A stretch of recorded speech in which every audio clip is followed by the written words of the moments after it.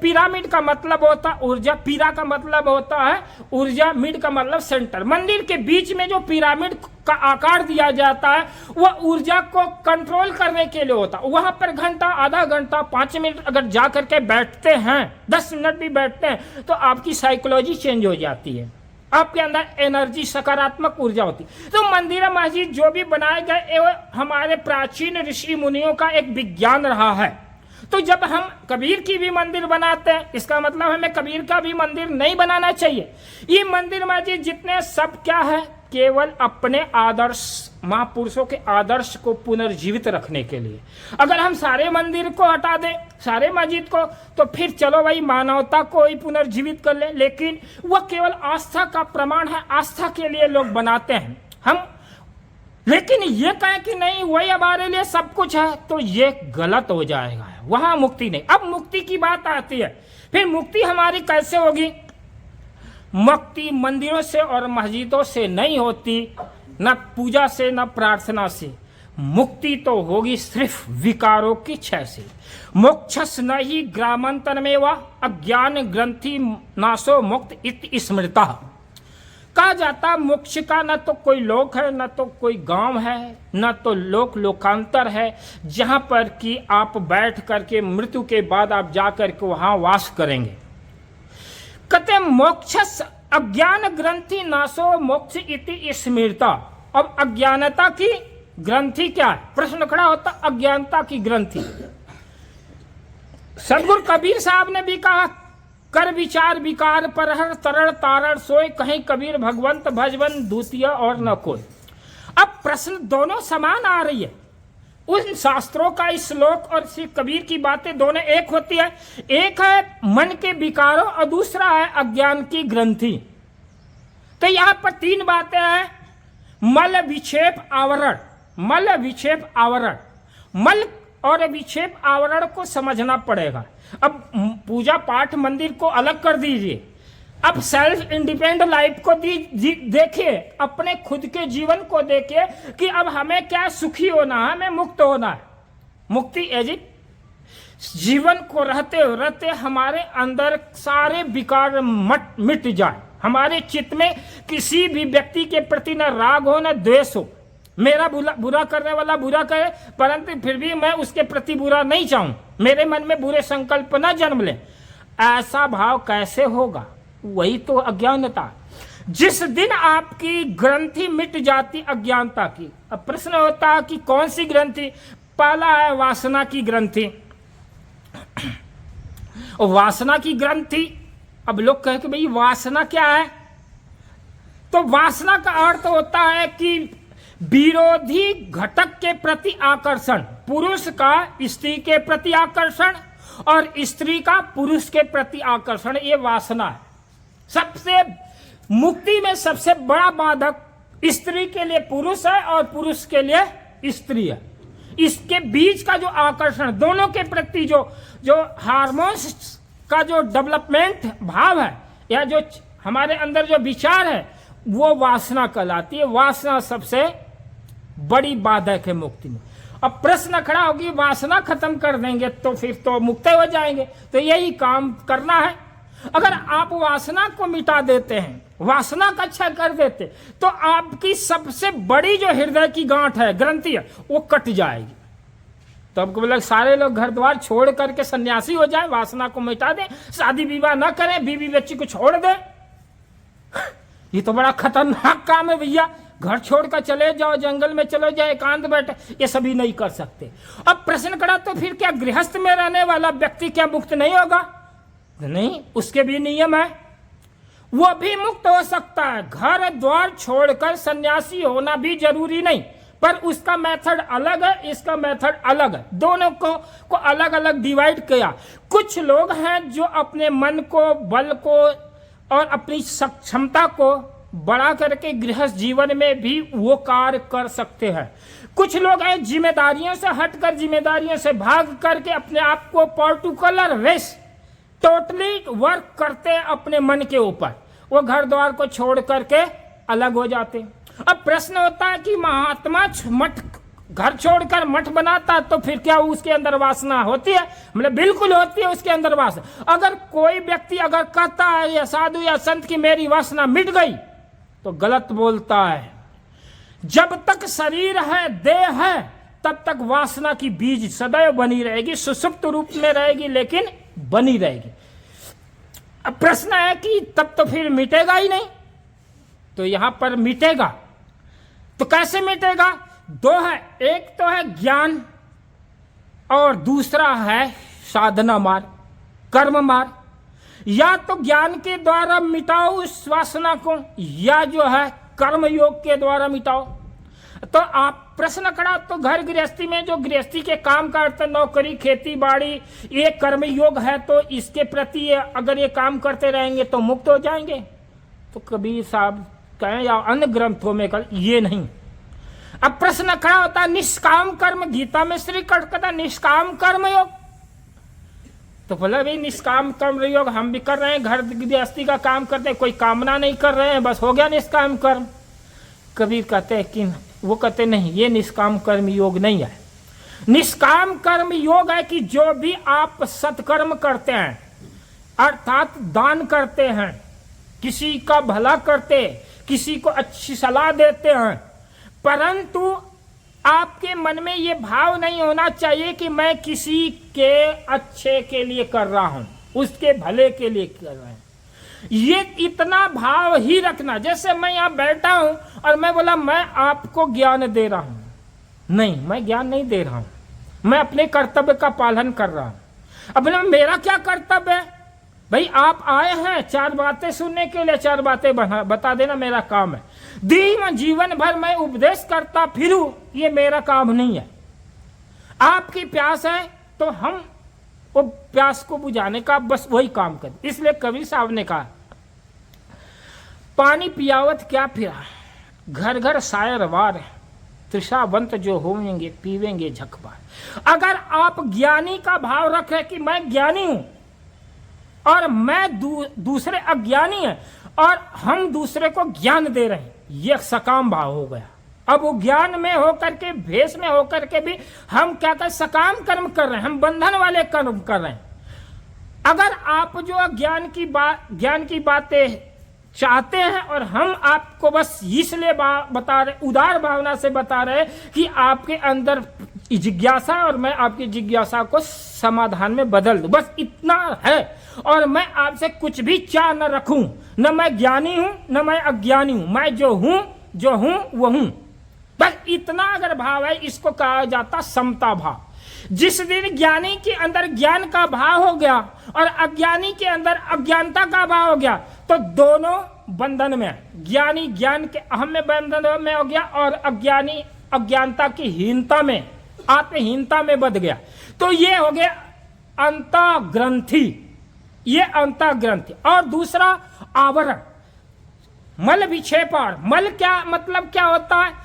मल का अर्थ होता है किसी भी व्यक्ति के साथ हम दुर्व्यवहार करते हैं। जब भी हम किसी को गाली देते हैं, जब भी हम किसी को मारते हैं, किसी की हम निंदा करते हैं, किसी की जब चुगली करते हैं, तो सबसे पहले हम अपने मन के अंदर विकार पैदा करेंगे। ऐसा कभी नहीं होता है कि हम दूसरे के भले के लिए गाली देते हैं, मारते हैं, पीटते हैं, कुछ नहीं।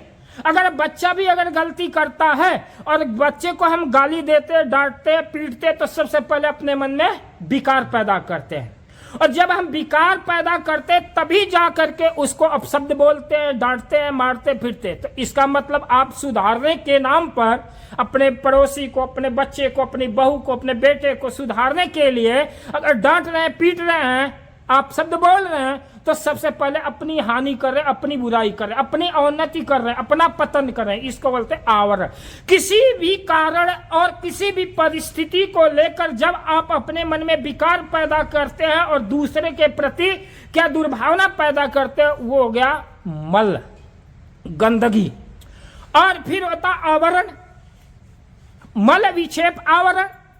आवरण का मतलब होता है जैसे कि हम कोई चीज जानते नहीं हैं और सिर्फ मानते हैं। जानकारी हमें कुछ नहीं है उस विषय वस्तु तथ्य की, सिद्धांत की, और हम क्या करते हैं, उसको सिर्फ मानते हैं। वो मानंदी होती है, वो मन की जो मानंदी आवरण कहलाती। विक्षेप विक्षेप का अर्थ होता है जब कोई व्यक्ति हमको बोलता है कुछ भी अच्छा या बुरा, और हम उसकी बात को सुन करके अपने अंदर क्या राग द्वेष पैदा करते हैं। जब हम किसी भी व्यक्ति के अंदर सुन करके उसकी बातों के अंदर एनालिसिस करने लगते हैं, गलत धारणाएं बना लेते हैं, उसको विक्षेप बोलते हैं। जैसे पानी में हम क्या करते हैं, कंकड़ डालते हैं तो उसके अंदर विक्षोभ पैदा हो, तरंगें पैदा होती। उसी तरह से किसी भी व्यक्ति के द्वारा एक शब्द भी बोलने से हमारे अंदर उसके प्रति बौखलाहट आ जाए, असंतुलन पैदा हो जाए, अशांति हो जाए, उसको कहते विक्षेप, मल विक्षेप आवरण। जब तक आपके जीवन में मल और विक्षेप आवरण ये तीन चीजें चित्त से गायब नहीं होगी, आप लाख उपदेश सुनते रहिए, लाख प्रवचन सुनते रहिए, लाख प्रवचन देते रहिए, आपके हाथ कुछ भी नहीं लगेगा। ये केवल मानसिक आपके कॉन्शियस माइंड तक रहेगा। आपका अनकॉन्शियस और चेतन मन कैसा है, एकदम कचरा से भरा हुआ डिब्बा ही रहेगा। और जैसे ही परिस्थितियां आएगी, प्रतिकूल परिस्थितियां आएगी, वो अंदर अनकॉन्शियस माइंड और चेतन मन के अंदर धरे हुए गंदगी बाहर निकलना शुरू हो जाएगा। इसलिए मैंने सुना है, एक बार की बात है, एक महात्मा था, पहाड़ के ऊपर साधना कर रहा था, बड़ा ख्यातिलब्ध साधु था, और उसका ख्याति इतनी फैली थी कि राजा महाराजा उसके दर्शन के लिए जा रहे थे। राजा महाराजा दर्शन करते थे उसके।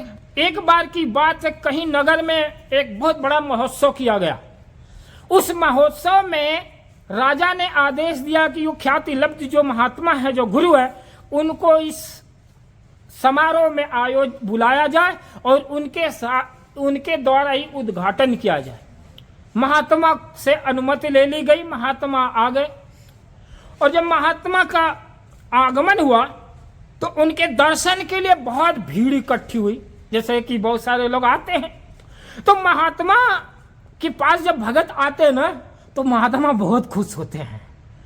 महात्मा को कुछ नहीं चाहिए, महात्मा को भक्त चाहिए।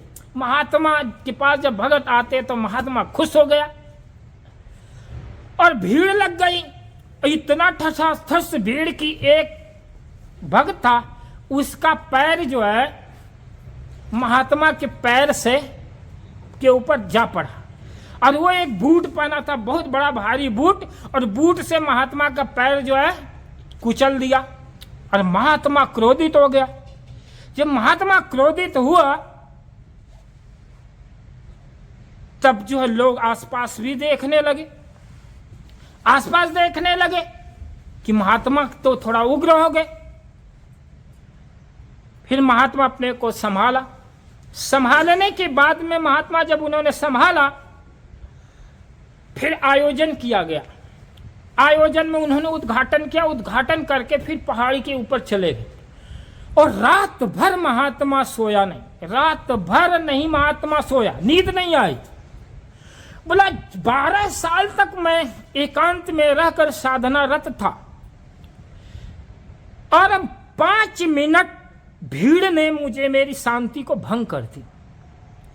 12 साल एकांत रह करके जो साधना किया उसने, 5 मिनट केवल पैर रख देने मात्र से, कुचल देने मात्र से, अगर हमारे अंदर धरा हुआ जो संस्कार था क्रोध और अहंकार के, उबाल फेंक दिया। उसने फिर क्या किया, उस महात्मा ने अफसोस किया, और फिर वो अपनी साधना से विरत आ गया, अन्य अर्थात साधना छोड़ दिया। फिर वो गुरु के पास गया, और गुरु के पास जाने के बोला कि मैंने 12 साल जो साधना करके समय व्यतीत किया, वो मेरे 5 भीड़ ने केवल 5 मिनट ने हमारी शांति को भंग कर दी। इसका राज क्या है? उन्होंने कहा, तुमने साधना नहीं किया, तुमने एकांत में रहकर अपने अहंकार को छुपाने की कोशिश की। अगर तुम साधना किया होता तो तुम्हारे अंदर से अहंकार विदा हो गया होता, और अहंकार के विदा होने के बाद ही आपकी साधना पूर्णता को प्राप्त होती है। यहां पर कुछ भी आप करते हैं या नहीं करते हैं, उन दोनों चीजों के प्रति अगर आप करते हैं तो आपके अंदर अहंकार नहीं आना चाहिए, अभिमान नहीं आना चाहिए। और यदि आप नहीं करते हैं तो आपके अंदर आत्महीनता नहीं होनी चाहिए। दोनों स्थितियों में आपका मन मलिन होता है और आपके मन के अंदर विकार पैदा होते हैं। अब प्रश्न खड़ा होता है कि क्या ये बातें सुन लेने मात्र से आपके मल विक्षेप आवरण दूर हो जाएंगे? नहीं। अब फिर क्या करना होगा? जब जब आपके अंदर क्रोध जगे, जब क्रोध जगे, तो एक तो बात यह है कि क्रोध करते हैं तो आपके मन का कंट्रोल खत्म हो जाता है। और जब क्रोध खत्म हो जाए तो आप 5 मिनट बैठी। पहले जब क्रोध होगा तो उस समय तो आप अपने आप पर संयम नहीं बना पाएंगे। क्रोध के समय कोई भी व्यक्ति संयम नहीं बना पाएगा। लेकिन क्रोध जब आपका शांत हो जाए तो आप बैठ करके देखिए कि जिस व्यक्ति के ऊपर हमने क्रोध किया है, चाहे वो बर्तन टूटने से हो या हमारी आज्ञा न मानने से या कारण कुछ भी हो, जिस व्यक्ति के ऊपर मैंने क्रोध किया है, उस क्रोध का परिणाम मैं था या वो व्यक्ति था या वस्तु। व्यक्ति और वस्तु और मैं, 3 घटनाएं होती व्यक्ति के जीवन में। जब आप ये बात समीक्षा करने लगेंगे, आत्मनिरीक्षण करने लगेंगे, जैसे अंतर्मुखी लोग कहते हैं अंतर्मुखी होंगे। अंतर्मुखी तो ऐसे कहने मात्र से हो नहीं सकते, लेकिन आप जब परिस्थिति और घटना से विरत हो जाते हैं तो आप आत्मनिरीक्षण ऐसे करिए कि जिस व्यक्ति को हमने गाली दिया, जिस व्यक्ति को हमने डांटा, जिस व्यक्ति की हमने बुराई की, जिस व्यक्ति की हमने निंदा की है, कारण वह है मैं हूं या परिस्थिति। ये 3 घटनाएं होती हैं जीवन में। तो यदि आप आत्मनिरीक्षण करेंगे, अगर आप परिस्थिति को दोष देते हैं तो फिर आप गलत हैं, क्योंकि फिर आपने अपने को नहीं देखा। जब आप परिस्थिति को दोष देते तब भी आप गलत होते, जब दूसरे को भी दोष देते हैं, सामने वाले व्यक्ति को भी दोष देते तब भी गलत होते हैं। लेकिन जब आप खुद पर देखते हैं कि नहीं, वो व्यक्ति भी गलत नहीं था और परिस्थिति भी गलत नहीं है, व्यक्ति और परिस्थिति के आने के बाद हमने संयम को खो दिया, अपने आप के अपने संयम को जब हमने खो दिया, तभी हमारे अंदर क्रोध आया, तभी हमारे अंदर वासना आई, तभी हमारे अंदर कामना जगी, तभी हमारे अंदर लोभ। परिस्थिति और वस्तु हमें कभी नहीं डिगाते, परिस्थिति और वस्तु के प्रति आकर्षण हमारे मन को डिगाता है। और जब हम वासना आती है, एक सुंदर स्त्री है, उसके प्रति हमारे अंदर वासना जागी, तो उस घटना के बाद हम देखें कि उसके अंदर क्या सुंदरता है। तो जब सुंदरता को देखने लगे, उसकी आंखें अच्छी है, उसके दांत अच्छे, उसके बाल अच्छे, ये अच्छे, उसकी सतह पर जाइए, तब पर जाइए कि उसकी ऊपरी बनावट के बाद फिर क्या अंदर है। तो फिर जाएंगे, देखेंगे मांस है तो रक्त है तो मज्जा है तो हड्डी है, फिर क्या है, आंत है, लीवर है, मल है, मूत्र है, कफ है, बात है, पित्त है। जब उसकी पूरी सच्चाई पर जाते हैं तो हर व्यक्ति क्या है, कफ, पित्त, बात, हाड़, मांस, मत उत्सर्जन की चीजें हैं। अर्थात पूरा ढांचा हमारा, इस पूरे शरीर का वास्तविक स्वरूप क्या है, गंदगी है। तो हम कहते हैं ये गंदगी है, तो फिर ये क्या है, गंदगी कैसे है? तो देखिए, खुद देखिए कि 24 घंटे में अच्छे अच्छे मिष्ठान, मेवा, खूबसूरत मेवा मिष्ठान खाते, अच्छे कपड़े पहनते हैं, अच्छे परफ्यूम लगाते, सेंट लगाते, लेकिन 24 घंटे जाते जाते वो परफ्यूम भी गायब हो जाता है। आपके शरीर भारी होने लगता है, मन अशांत होने लगता है, तमाम प्रकार के अंदर गलत फीलिंग, बैड फीलिंग होने लगता है। तो फिर आप ब्रश करते हैं, नहाते हैं, मुंह धोते हैं, ये क्यों रोज रोज क्यों साफ करते हैं? क्योंकि हमारे शरीर के अंदर सारी गंदगी ही गंदगी है, और गंदगी होने के कारण ही क्या है, हम 24 घंटे अच्छे कपड़े पहनते, सारी चीजें करते हैं और फिर ये गंदा हो जाता है। लोग कहते हैं वातावरण गंदा है, नहीं, वातावरण के अलावा हमारे अंदर से ही गंदगी ज्यादा निकलते हैं, जिसके वजह से कपड़े लत्ते सब गंदे हो जाते हैं। हमारे ऊपर ये त्वचा, रोम छिद्र बंद हो जाते हैं, गंदगी निकलती है। है कि नहीं है? ये साइकोलॉजी है, इस 24 घंटा। फिर इसके अंदर अच्छा क्या है? तो यहां पर फिर कबीर साहब खड़ा हो जाते हैं। क्या खड़ा होते हैं? मानुष तेरा गुड़ बड़ा, एक चीज अच्छी है तेरा और बाकी सब गंदा है। मानुष तेरा गुड़ बड़ा, मांस न आवे काज, हार न होते आवरण, त्वचा न बाजन। अब मनुष्य की विशेषता और पशुओं की विशेषता पर तुलनात्मक अध्ययन करते, कंक्लूजन करते हैं कि देखो तुम्हारे अंदर कुछ भी अच्छाई नहीं है, सिर्फ एक अच्छाई है कि तुम गुणवान बनो। यदि आप अपने जीवन में गुणों का विकास करते हैं तो गुणवान होंगे, तो निर्गुण अर्थात जो बुराइयां हैं वो विदा होने लगती हैं। जब आपके अंदर अच्छे गुण आने लगते हैं, जब आपके अंदर रोशनी आने लगती है, तो आपके जीवन से अज्ञानता अंधकार मिटने लगता है। जब गुणों का समावेश होता है तो अवगुण दूर होने लगते हैं।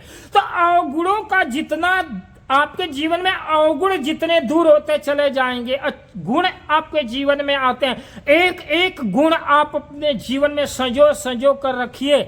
जिस तरह से आप कमाते हैं, कमा कर रुपए पैसे बैंक में तिजोरी में जमा करते, आज हमारा 10 लाख हो गया, बढ़ करके 20 लाख हो गया, 30 लाख हो जाएगा, फिर बुढ़ापे में काम आएगा, बीवी बच्चों को काम आएगा, मेरे लड़के बच्चों को काम। उसी तरह से अगर आपके जीवन में एक गुण आए तो बहुत खुश हो जाइए। जब आपको कोई गाली दे तो आप खुश हो जाइए कि चलो हमारा कम से कम पाप निकाल रहा है। अगर कोई निंदा कर रहा है चलो ठीक है, मन खुश हो जाए कि चलो मेरे द्वारा किए गए बुरे कर्म का पाप धो रहा है। मेरी निंदा करा तो कम से कम हमारे अवगुण दूर है। अपने अंदर खुशी मनाना चाहिए, प्रसन्नता। क्या ऐसा आप करके अपने गुणों की संपदा को जितना बड़ा करेंगे, जितना धनवान करेंगे, आपके जीवन से दुर्गुण और विकार धीरे धीरे दूर हो जाएंगे। ये जीवन आपका एक प्रयोगशाला है। इस जीवन में अगर आप गुणों की संपदा को अर्जित नहीं किए और अवगुणों को दूर नहीं किए तो अवगुण रूपी दरिद्रता और गुण रूपी संपदा अगर बाहर चलती जाए और अवगुण आते रहेंगे तो आपका नैतिक पतन हो जाएंगे। और नैतिक पतन ही आपके जीवन का सबसे बड़ा काला दिन है, आपके जीवन का सबसे बड़ा बुरा दिन है। लोग बोलते काला धन। काला धन क्या होता भाई? काला धन का मतलब होता है जो धन आपके पास नहीं है, दूसरे की दौलत, दूसरे का धन अपना धन मान ले, अपना बना ले, उसको कहते हैं काला धन।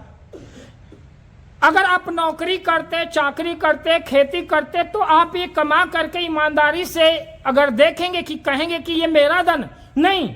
आप 24 घंटा मेहनत करते हैं, 12 करने के बाद में अगर 1 महीना सैलरी उठाते हैं तो आपकी उसमें आपका ये दायित्व नहीं है, उसमें आपके साथ समाज का भी दायित्व है, उसमें आपका भी समाज का भी योगदान है। तो जीवन में अगर आप गुणों को विकसित नहीं किए तो आपके जीवन में अवगुण सतह प्रवेश करेंगे। अगर सिद्धांत है लॉ टेक्सन पावर का, प्रकृति का एक सिद्धांत है कि जो चीजें ये खाली होंगी तो ये खाली चीज अगर अच्छी चीजों से नहीं भरेंगे तो ये बुरे चीज से भर दी जाएगी। इसलिए यदि आप अच्छी चीजों का अन्वेषण नहीं करेंगे, अच्छी चीजों का समावेश आप अपने जीवन में नहीं करेंगे तो आपके जीवन में बुराइयां अपने आप आ जाएंगी। और बुराइयां कैसे आती हैं? बिना निमंत्रण दिए। अगर आपको कहीं गलत जगह पर जाना होगा तो कोई आपको निमंत्रण नहीं देगा कि यहाँ पर चलना है, लेकिन अच्छी जगह पर अगर आना होगा तो आपको बार बार निमंत्रण दें, क्योंकि हम सदा अवगुणों से ग्रसित हैं, बुराइयों से ग्रसित हैं। बुराइयों में हमारा जीवन व्यतीत होता चला रहा, हम उसके अभ्यासी हुए। इसलिए हम गलत चीजों को बहुत जल्दी पकड़ते हैं और अच्छी चीजों को सही ढंग से जल्दी नहीं पकड़ते। उसके लिए हमें अभ्यास करना पड़ता है। इसीलिए अभ्यास का नाम साधना है। अच्छाई को धीरे धीरे धीरे धीरे पकड़ना, उसका अभ्यास करना क्या साधना है। उसी तरह से आप गृहस्थी जीवन में क्या कीजिए कि अपने गृहस्थी जीवन में जहां पर भी निंदा होती है, बुराइयां होती है, आप थोड़ा इग्नोर कीजिए। सास बहू घर में है, बहुएं अगर गलत कर रही हैं तो आप इग्नोर करना शुरू कीजिए। अगर सास अगर गलत कर रहे हैं बहू की निंदा, तो उसको इग्नोर का मतलब अनदेखा कर देना। अनदेखा करने का मतलब ये नहीं होता है कि हम उसको गलत ढंग से लें। अनदेखा करने का मतलब होता है हम गलत चीज को नहीं पकड़े। अगर आप थोड़े थोड़े गृहस्थी जीवन में थोड़ी छोटी चीजों पर तुल देना नहीं करें, तो घर से 80% समस्या दूर हो जाएगी और आपका चित्त शुद्ध हो जाए। किसी भी व्यक्ति की बात को गलत सुनते हैं और सुनने के बाद में हम अपने संतुलन को, मस्तिष्क के संतुलन को खो देते हैं और उससे क्या करते हैं, सीधे कनेक्ट हो जाते हैं। उसने मेरे के साथ ऐसा क्यों बोला, बस उसने मुझे ऐसा क्यों कहा, मेरी निंदा उसने क्यों कही, इतने मात्र से आपके बीच में अट्रैक्शन हो जाता है गलत चीजों के प्रति, और उन्हीं चीजों को बार बार बहस का रूप ले लेते हैं और बहस विवाद हो जाता। और जितना बहस और जितना विवाद हम बनाते चले जाते, उतनी हम बुराइयों को मजबूत करते चले जाते, उतने हृदय की गांठों को हम क्या करते हैं, जकड़ते चले जाते हैं, कसते चले जाते हैं, मजबूत होते जाते हैं और दुख को बढ़ाते चले जाते हैं। मोक्षस न ही ग्रामांतर में वह ज्ञान ग्रंथि नासो मुक्ति स्मृति। अज्ञानता यह नहीं है कि आप कौन हैं, अज्ञानता यह है कि आपके जीवन में कितना विकार है, आपके जीवन में कितना बुराइयां हैं। जिस दिन धीरे धीरे धीरे आप अपने बुराइयों को त्याग कर देंगे, आपकी अंतरात्मा अपने आप स्वच्छ निर्मल उज्जवल हो जाएगी।